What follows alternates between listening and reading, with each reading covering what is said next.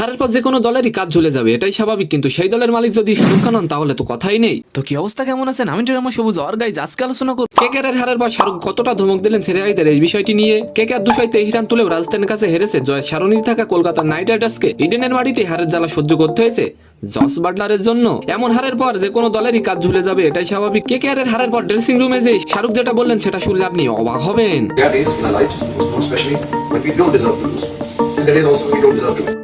But days are like that in which some things are. I think today we did deserve to lose. I think all of us played extremely well. Don't feel that. We don't be bouncing back. In God's Shahrukh ক্রিকেটারদের উদ্দেশ্যে বলেন, জীবনে এমন কিছু দিন আসে যেদিন আমাদের হারের কথা নয়, বিশেষ করে খেলার মাঠে। আবার এমনও কিছু দিন আসে আমাদের জেতার কথা নয়, কিন্তু সেই দিনগুলোতে আমরা জিতে যাই। আজ তেমনই একটা দিন, হারের কথা ছিল না তবু হেরেছি। অন্যদিকে এই হারের ফলে তালিকার 1 নম্বরের জায়গাটা ধরে রাখলো রাজস্থান রয়্যালস, আর কেকেআর থাকলো 2 নম্বরে। এই বিষয় নিয়েও মন না খারাপ করার কথা বলেছেন এসারকে। তিনি বলেন, পরের দিন আমরা অবশ্যই জিতবো। তো সম্মানিত দর্শক, আজকের ভিডিওটি কেমন লাগলো অবশ্যই কমেন্ট বক্সে জানাবেন, আর ভিডিওটি যদি ভালো লাগে অবশ্যই একটি লাইক দিয়ে আমাদের চ্যানেলটিকে সাবস্ক্রাইব করে দিবেন। ধন্যবাদ।